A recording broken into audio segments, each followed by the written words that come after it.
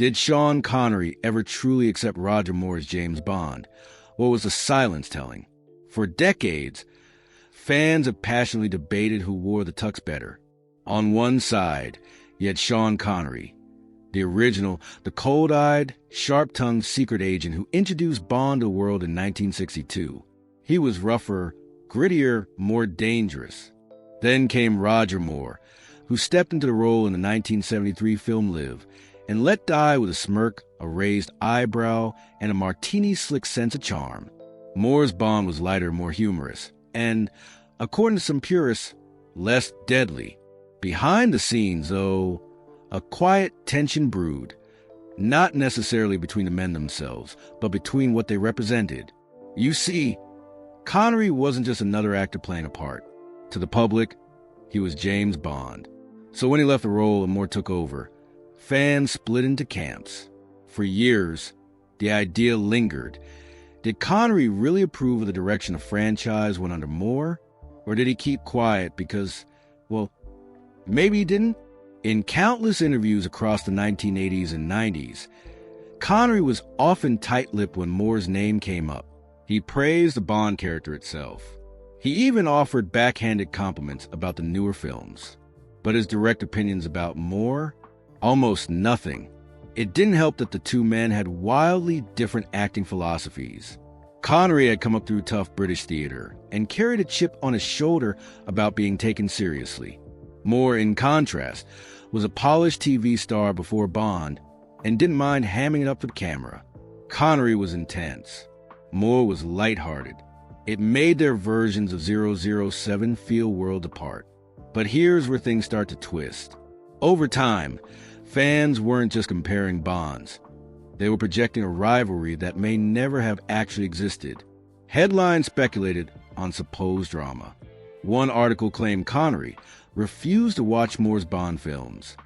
Another hinted that Moore took subtle jabs at Connery's toughness in interviews. Still, both men avoided throwing public punches, and that silence only made people more curious. If Connery admired Moore, why not say it? If he disapproved, why the restraint? That's what makes what Connery finally said years later so impactful. Because after all that silence, when Connery finally broke it, it wasn't with criticism. It wasn't with indifference. It was with something no one saw coming. But that wasn't the whole story. What Connery said next would completely flip the script. For years, Sean Connery remained silent on Roger Moore's legacy. Not because he couldn't speak.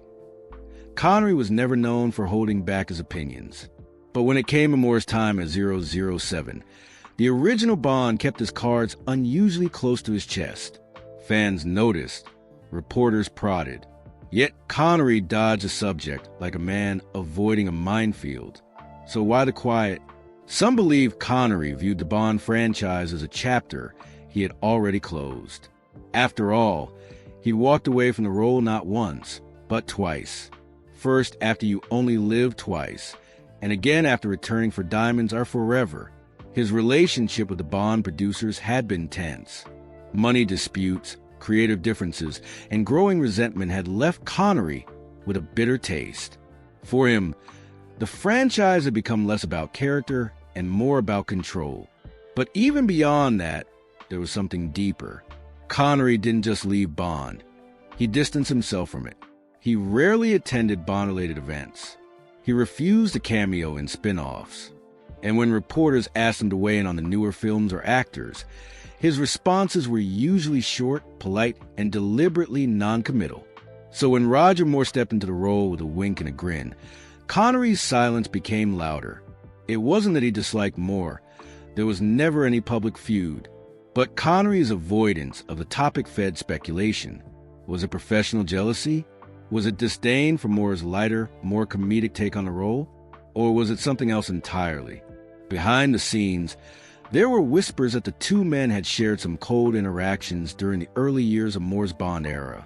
One producer even hinted that Connery wasn't a fan of what the franchise had become. But Connery never confirmed or denied any of it. Then came a surprising shift. In later years, Connery's stance began to soften. At a tribute dinner in the early 2000s, when asked off camera about Moore's performance, Connery was overheard saying he brought something different, something only he could do. It was a first hint that maybe, just maybe, the silence wasn't rooted in rivalry, but in respect. Still, that quote wasn't widely circulated at the time. It was a brief remark, easily overlooked. It wasn't until after Roger Moore's passing in 2017 that Connery finally broke his silence fully and publicly. In a rare, heartfelt statement, Connery called Moore a great Bond and an even greater man, adding, "He had an effortless charm that no one else could touch." The words hit like a thunderclap, not because they were dramatic, but because they were unexpected. After decades of sidestepping the topic, Connery didn't just acknowledge Moore, he honored him. For longtime Bond fans, it was a moment of clarity. The silence hadn't been about dislike, it had been about restraint. And when Connery finally chose to speak, he didn't hold back. But even more revealing was the moment that followed, the one that no headline captured, but that said everything about how Connery really felt. And what happened next would change how fans saw both men forever. When Sean Connery finally opened up about Roger Moore, it wasn't during a press junket. It wasn't at a flashy Bond anniversary celebration. It was in a quiet, understated tribute that caught everyone off guard. In May 2017, just days after Moore's passing, Connery released a rare public statement. And while the world expected something brief or formal, maybe a few respectful words, what Connery said was far more personal. "I was very sad to hear of Roger's passing," Connery wrote. "We had an unusually long relationship, despite rarely crossing paths professionally. Roger was a great Bond and an even greater man. He brought his own style, charm, and wit to the role in a way only he could." Coming from Connery, that last line carried weight. For decades, critics had compared their versions of Bond like two titans locked in a Cold War. Connery's Bond was dangerous, brooding, and brutal. Moore's was smooth, clever, and disarmingly funny. For years, those differences divided fans and seemingly distanced the men who played them. So for Connery to openly describe Moore not just as a great Bond, but as someone who owned his version of the character, that wasn't just praise, it was a passing of the torch, finally acknowledged. And that wasn't all.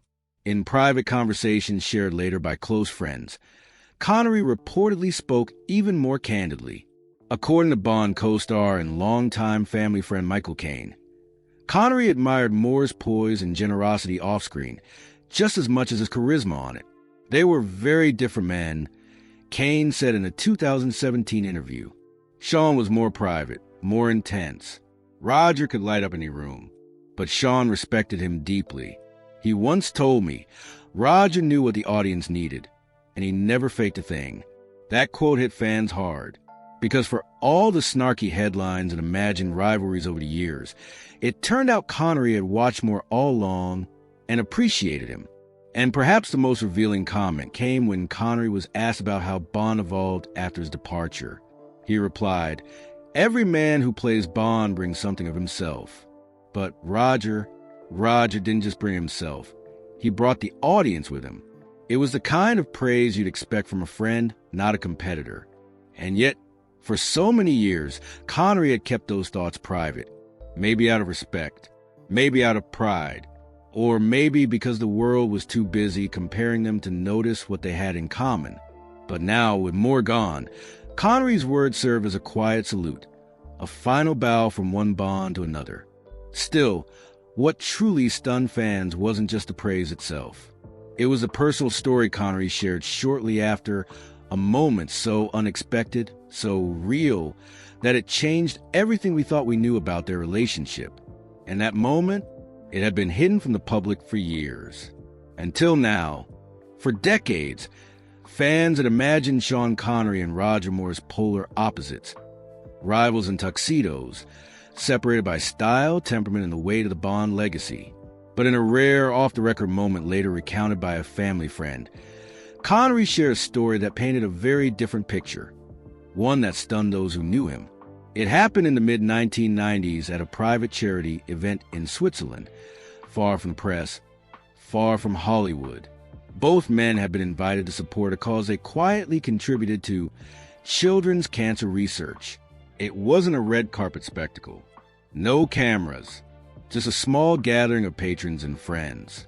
Moore was already known for his decades-long work with UNICEF.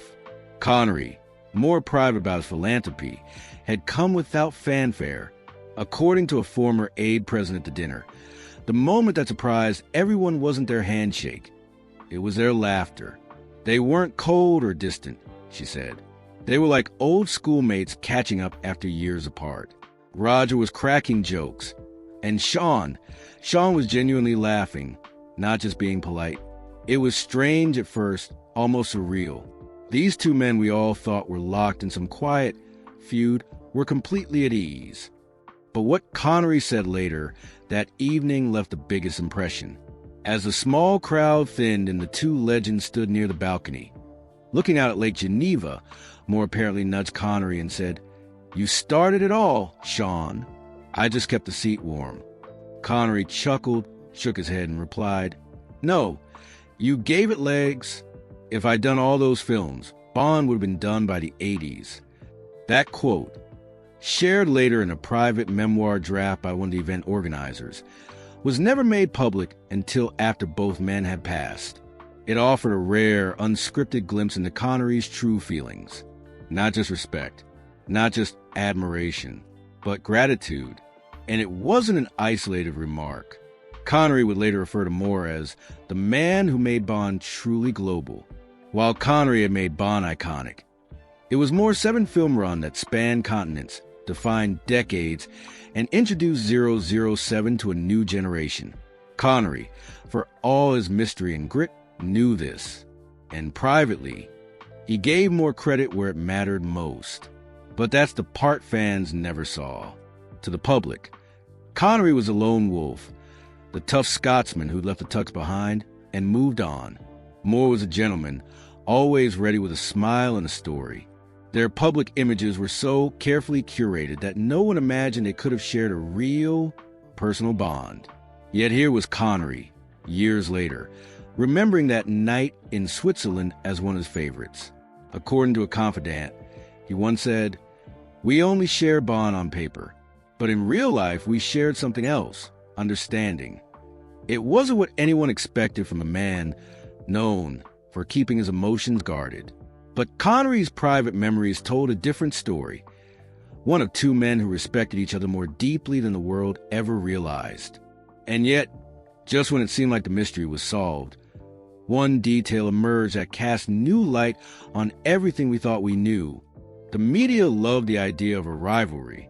Sean Connery versus Roger Moore, gritty versus suave, cold-blooded versus charming, icon versus imitator. For years, magazines, tabloids, and even Bond fan circles clung to the narrative that there was tension between the two leading men. It was a perfect story. One Bond dethroned by another, locked in an unspoken battle for the soul of 007. But the truth? It's far more complicated and far more human. Back in the early 70s, when Moore first stepped into the role for Live and Let Die, fans didn't just miss Connery, they doubted Moore. Critics called him too polite, too posh, and even too pretty for the role. And while Moore eventually won the audience over, the comparison to Connery never went away. The problem was, Connery wasn't comparing. Despite constant baiting in interviews, Connery almost never criticized Moore. He dismissed the comparisons with humor, even sarcasm. Once, when asked what he thought of Moore's performance in The Spy Who Loved Me, Connery smiled and said, "I haven't seen it, but I'm sure he had more gadgets than I ever got." It wasn't shade, it was self-deprecation. Still, journalists ran with it. Moore, for his part, handled the pressure with grace. He often referred to Connery as the best Bond and was quick to credit him for creating the foundation he'd built on. He even joked in his autobiography that stepping into Connery's shoes was like replacing the Beatles with a kazoo player. The humility was real, but so was the shadow.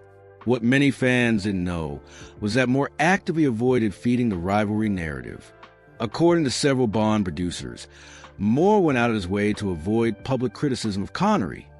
even when prompted. He would simply deflect and change the subject.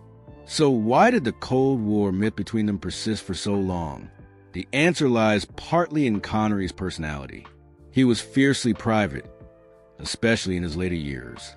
He didn't chase the spotlight, didn't attend Bond reunions, and was notorious for avoiding press, especially when it came to the Bond franchise. That silence made him seem aloof, maybe even bitter. And in that silence, the media filled in the blanks with drama. But those closest to Connery say the truth was more subtle. He wasn't resentful of Moore. He was protective of the Bond character. Connery viewed the franchise as something sacred, something that had been mishandled after his departure. It wasn't Moore he resented.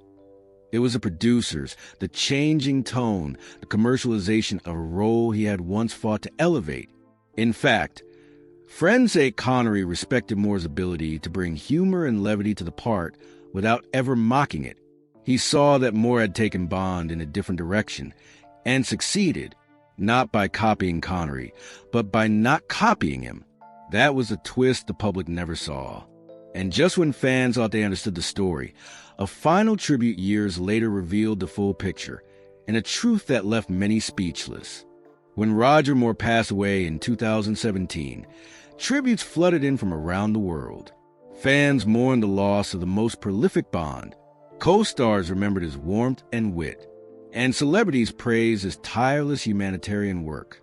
But one message stood out, not because of its length, but because of who it came from: Sean Connery. After decades of silence, distance, and speculation, Connery's public statement arrived like thunder on a calm day. Simple, elegant, and devastatingly honest.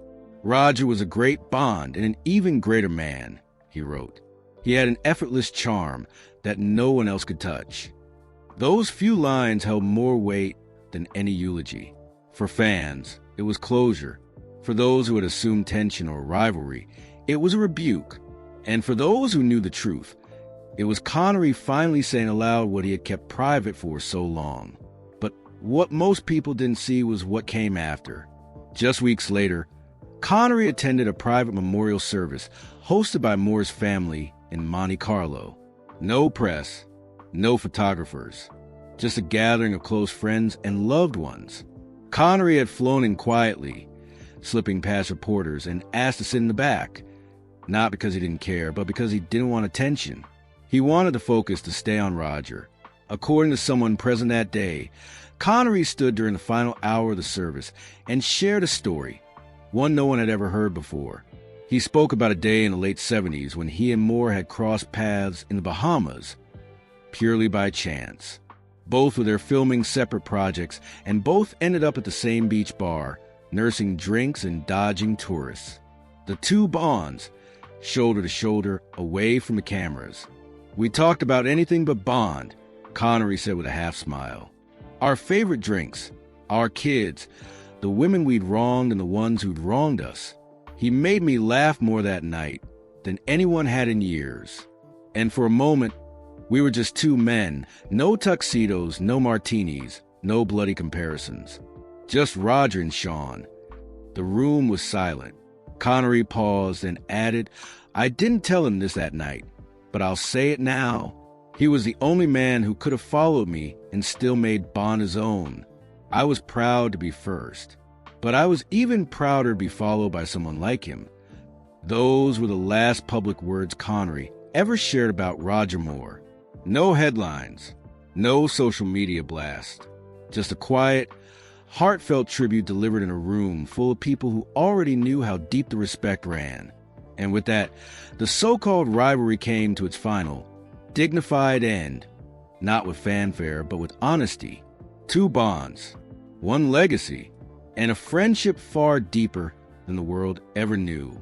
Today, when fans debate who the best Bond was, the conversation often circles back to the same two names, Sean Connery and Roger Moore.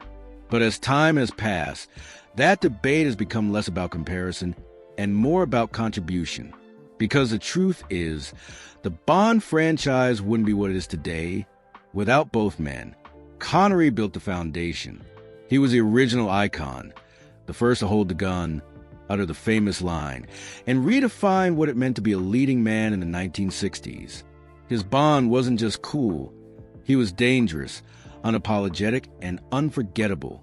He gave 007 weight grit and timeless masculinity. Without him, the franchise might never have lasted beyond a few films. But it was Moore who gave it legs. At a time when Bond was on the verge of fading, Moore revitalized it. He made the character global, relatable, and, crucially, fun. His Bond knew how to laugh, how to charm, and how to evolve with a changing world. Where Connery's Bond stared down villains with a cold glare, Moore's did it with a raised eyebrow and a sly smile. And in doing so, he reached audiences who might have never connected with the original formula. Together, they created the two poles of Bond's identity: brutal sophistication and suave levity. Every actor who followed, whether it was Dalton's edge, Brosnan's balance, or Craig's emotional depth, pulled from both legacies. But perhaps the most powerful part of their story isn't found in box office numbers or fan rankings. It's in what they left behind. Connery and Moore redefined the action hero archetype, but they also showed the world that strength and charm aren't mutually exclusive. They proved that two completely different men could portray the same character with authenticity, and neither had to diminish the other to succeed. And over time, the so-called rivalry melted into something else entirely: mutual respect, quiet admiration, and a shared legacy that extended beyond film. Both men became symbols of different eras, different philosophies, and different strengths.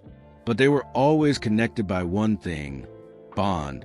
Even more, their eventual public reconciliation served as a reminder that legends don't need to compete. They coexist. They enrich each other's stories. And sometimes, the greatest rivalries are nothing more than reflections in the same mirror. Now, with both men gone, their legacies are no longer in competition. They're in collaboration. Every Bond film, every fan theory, every marathon screening is a tribute to what they built together, whether they planned it that way or not. And for fans who grew up hearing stories of distance or disdain between them, the truth that emerged late in their lives offered something far more powerful: closure, humanity, and a reminder that even icons are capable of change, of kindness, and of deep, unspoken respect. Their legacy isn't just cinematic, it's personal, and it endures. Sean Connery and Roger Moore weren't just two actors who played the same role. They were the pillars that defined an era of cinema and shaped what the world thinks of James Bond. For years, the public believed they were rivals, distant and divided. But the truth that emerged near the end of their lives was far richer and far more human. Connery's rare words of praise, the private moments shared away from the cameras, and the stories of mutual respect reveal a bond deeper than the public ever imagined. It wasn't about competition or ego. It was about two men honoring each other's talents, contributions, and legacies. In many ways, their story teaches us something beyond the world of movies. A reminder that even in the face of perceived rivalry, understanding and respect can flourish. That sometimes silence isn't distance but discretion, and that true admiration doesn't always need to be loud to be real. As fans, we owe a debt to both Connery and Moore, not just for their unforgettable portrayals of Bond, but for the way they shaped the character's journey. One brought intensity and danger, the other brought charm and wit. Together, they created a legacy that continues to captivate audiences across generations. So the next time you watch a Bond film, remember this: behind the scenes, two legends shared more than a role. They shared a quiet friendship that, once revealed, changed everything we thought we knew. Thanks for watching. If you enjoyed this deep dive, don't forget to like and subscribe for more stories that bring your favorite icons to life. What do you think about Connery's tribute to Moore? Let me know in the comments below.